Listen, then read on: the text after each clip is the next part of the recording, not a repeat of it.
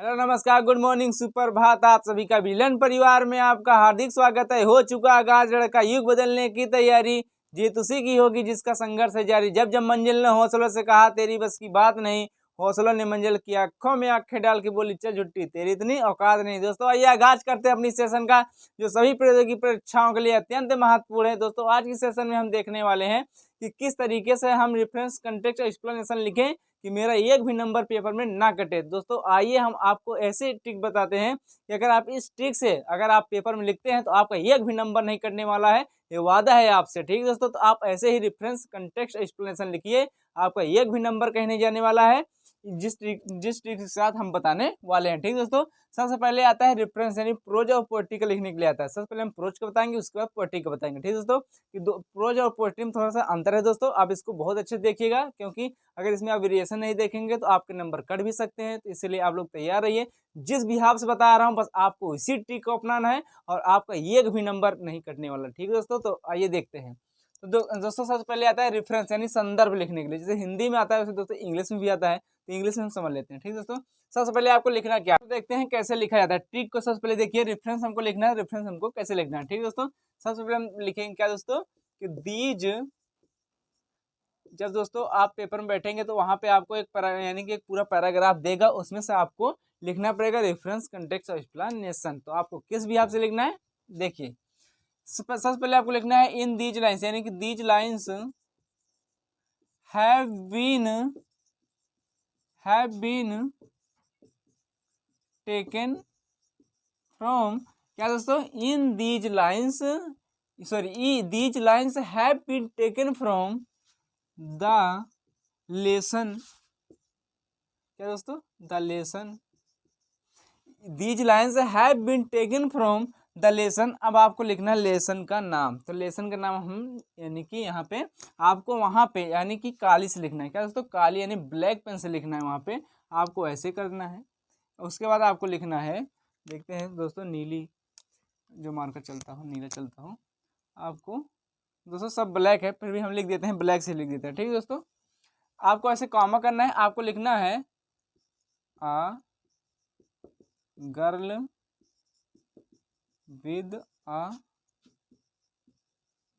Basket. क्या दोस्तों, आ girl with a basket, ये आपको मतलब आपका एक चैप्टर में एक मान लिया हूँ कि आपका चैप्टर। ठीक है दोस्तों, आपको वहाँ पे जिस यानी कि चैप्टर से आपका यानी कि पैराग्राफ आया होगा, आपको उसी यानी कि पैराग्राफ को जो पार्ट है उसको लिखना होगा और इसके जो लेखक हुए उसको लिखना होगा। तो यहाँ पे हम एक एग्जाम्पल के तौर पे मान के इसको लिख दिया। ठीक है दोस्तों, गर्ल विद अ बास्केट। ठीक है दोस्तों, आपको देखिए यहाँ पे एक चीज लॉजिक समझिए दोस्तों, यहाँ पे मैं दोस्तों इसको कैपिटल से लिखा और इसका जो पहला लेटर है इसको भी कैपिटल से लिखा, इसका पहला लेटर फिर कैपिटल से लिखा और इसको भी हम क्या लिखे, पहला लेटर कैपिटल से लिखा। तो आपको ये भी चीज ध्यान देनी है। तो these lines have been taken from the lesson girl with a basket. इसके बाद क्या होगा दोस्तों, इसके लिखेंगे यानी कि राइटन बाई। क्या दोस्तों, written by a written by a famous, written by a famous story writer, a famous story writer and solar.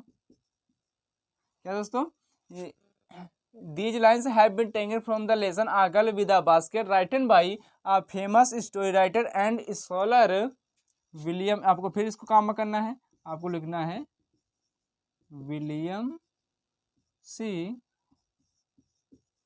Douglas, फिर कामा क्लोज कर देना। ठीक है दोस्तों, तो आपके दोस्तों ये आपके काली से रहेगा, जो मैं अंडरलाइन कर रहा हूँ ये काली से रहेगा। ठीक है दोस्तों, आपको ब्लैक पेन से लिखना है। ठीक है दोस्तों आपको इसमें आपको दो चीज नॉलेज मिला कि आपको कैसे लिखना है, कि सबसे पहले आपको जो भी चैप्टर आपको नाम लिखना है उसको पहले देख लीजिए, पहले लेटर क्या होना चाहिए, कैपिटल से होना चाहिए।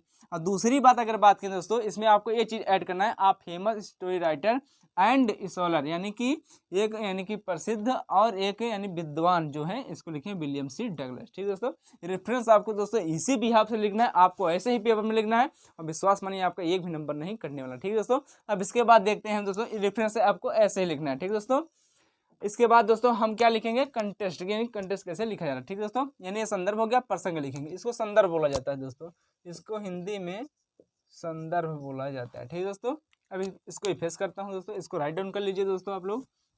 आपको यानी कि आपको फुल मार्क दिलाने की एक कोशिश है। ठीक है दोस्तों, आपको ऐसे लिखना है, फुल मार्क लाना है। ठीक है दोस्तों, देखते हैं आगे।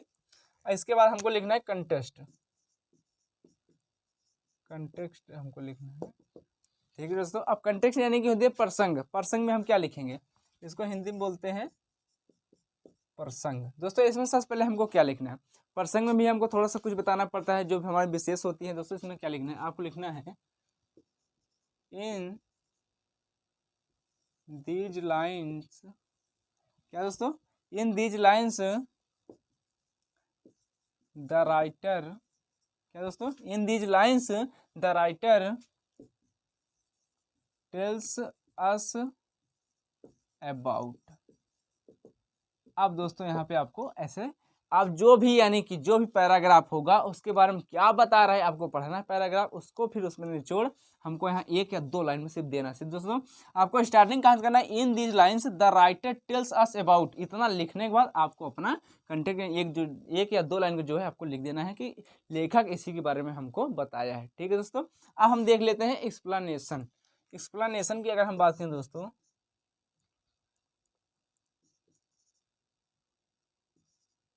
एक्सप्लेनेशन दोस्तों, एक्सप्लेनेशन यानी कि व्याख्या, क्या दोस्तों, व्याख्या बोलते हैं।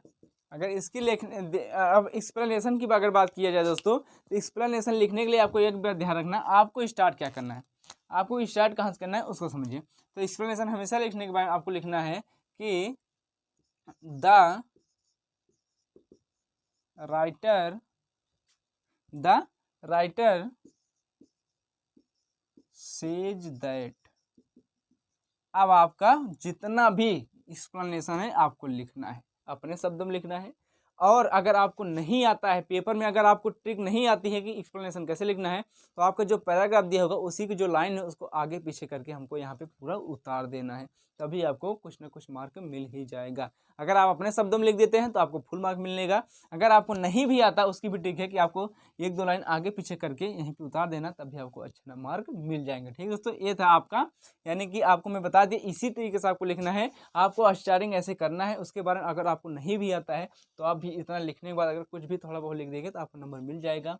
अगर आप इसको इतना लिख के कुछ लिख देते हैं, एक्सप्लेनेशन नहीं आ रहा तो आपको वही उतार देना है आगे पीछे लाइन करके, तब भी आपको अच्छे मार्क मिल जाएंगे। ठीक है दोस्तों, ये था प्रोज की बातें। अब बात करता हूँ पोएट्री, यानी कि अगर पोएम आ जाता है उसको कैसे लिखा जाएगा। ठीक है दोस्तों, उसको भी इसी में समझ लेते हैं। तो अब देख लेते हैं यानी कि पोएट्री की। ये तो था दोस्तों प्रोज वाला, यानी जो कहानी आती है बड़ी बड़ी, उसका था। अब हम बात समझ लेते हैं पोएट्री की, पोएट्री कैसे लिखा जाता है, जैसे पोएम में आता है दोस्तों। सबसे पहले अब हम पोएट्री वाला समझ लेते हैं दोस्तों। तो आपको क्या लिखना है, रेफरेंस पर सबसे पहले फिर से लिखना है रेफरेंस। तो आपको अब रेफरेंस में क्या लिखना है कि हम अभी तक देख लिए कि यानी कि अब हम प्रोज वाला कैसे लिख देते हैं, अब हम पोएट्री देखेंगे कैसे लिखा जाता है। पोएट्री में थोड़ा सा अंतर होता है दोस्तों। आपको लिखना है इसमें भी इन दीज लाइन्स, सॉरी दोस्तों, अब यहाँ पे स्टेंजा आपको यूज करना है। क्या दोस्तों, स्टेंजा यूज करना है। ठीक है, आपको लिखना है दिस स्टेंजा। आपको यही चीज ध्यान रखना है कि आपको इसमें स्टेंजा यूज करना है। क्या दोस्तों, आपको इसमें स्टेंजा यूज करना है, स्टेंजा। ठीक, स्टेंजा भी होती है छोटी जो कहानी होती है। ठीक है दोस्तों, तो दीज स्टेंजा, अब ये सिंगुलर है तो हैज लगेगा, बीन टेकन फ्रॉम। क्या दोस्तों, this stanza has been taken from. अब द लेसन आपको लगाना, द पोएम। क्या दोस्तों, द यहाँ पे आपको पोएम लगाना है।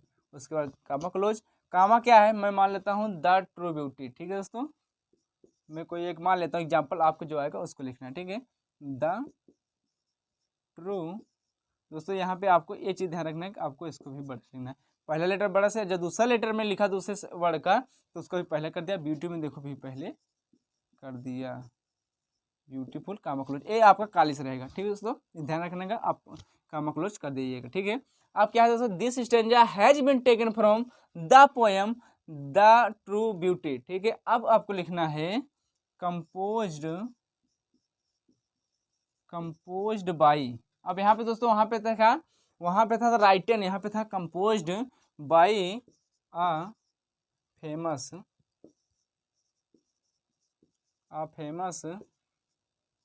एंड अ फेमस यानी कि पोएम था दोस्तों, यहाँ पे क्या हो जाएगा poet, a famous poet and, दोस्तों आपको एंड वहाँ पे ऐसे नहीं, आपको ऐसे लिखना है, तो आ फेमस पोएट एंड स्कॉलर, ठीक है दोस्तों, ये आपका हो गया रेफरेंस। अगर आपका ऐसे आता है पोएट्री तो आपको दोस्तों इसी तरीके से लिखना है, एक भी क्वेश्चन आपका इसमें से यानी एक भी नंबर आपका नहीं कटने वाला, आपको ऐसे सेम लिखना है, ठीक है दोस्तों।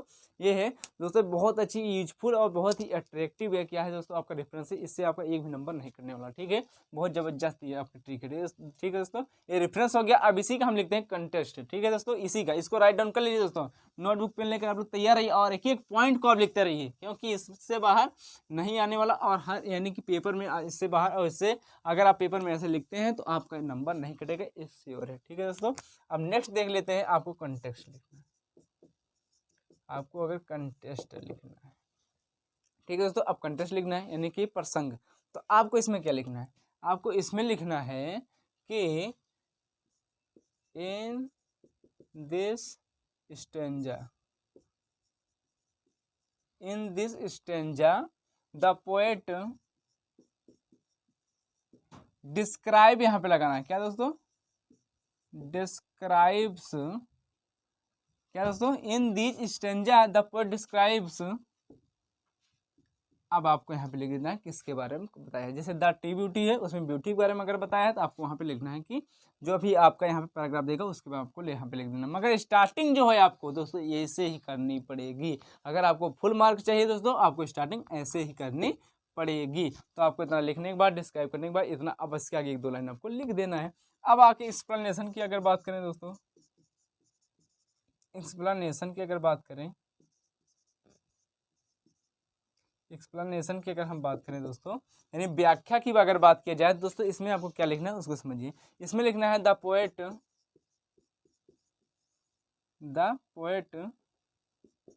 इसमें आपको लिखना है द पोएट, इसमें आपको यहाँ पे डिस्क्राइब दोस्तों, यहाँ पे आपको भी यही लिखना है कि द पोएट डिस्क्राइब्स, आपको इसमें से लिख देना है कि अब इसमें से आपको एक्सप्लेनेशन अगर नहीं भी आता है, क्या दोस्तों, अगर नहीं भी आता है तो आपको वही लाइन को आगे पीछे करके उतार दोगे, तभी आपको अच्छे मार्क मिल जाएंगे, ठीक है दोस्तों। तो अगर आपको अच्छे मार्क्स चाहिए दोस्तों ऐसे ही ले, तो आप भी ऐसे भी लिख सकते हैं। और दोस्तों जो भी बताया हूँ ये बहुत अट्रैक्टिव और यूजफुल आपके लिए है, बहुत लोगों ने ऐसा लिखा भी है, बहुत अच्छे मार्क्स पाए भी हैं, वही यानी कि एक्सपीरियंस के साथ हम आपको भी बता रहे हैं दोस्तों, ऐसे लिखिए। बहुत बच्चों में ऐसे बताया हूँ, बहुत अच्छे अच्छे मार्क्स पाए हैं, आपको भी ऐसे लिखना है और अच्छे मार्क को गेट करना है, ठीक है दोस्तों। तो ये सबको आप दोस्तों अच्छे से लीजिए, यानी इसको अच्छे समझिए और इसको दोस्तों समझ लीजिए, और वहाँ पे जाके पेपर में लिखिए, पक्का है कि विश्वास रखिए कि आपको बढ़िया से बढ़िया मार्क मिलने वाला है, ठीक है दोस्तों। तो इसी विश्वास के साथ दोस्तों अब हम अपने सेशन को एंड करते हैं और मिलते हैं नेक्स्ट वीडियो में, कुछ अच्छा ही अट्रैक्टिव लेके चलना है दोस्तों। अगर आपको किसी भी टॉपिक पर डाउट है तो आप हमें कमेंट सेक्शन में बताइए, हम उसी टॉपिक को आपको क्लियर करेंगे, क्योंकि हर एक टॉपिक को मैं एकदम क्लियर करके रखूँगा, ठीक है दोस्तों। तब तक लेके गुड बाय, थैंक यू।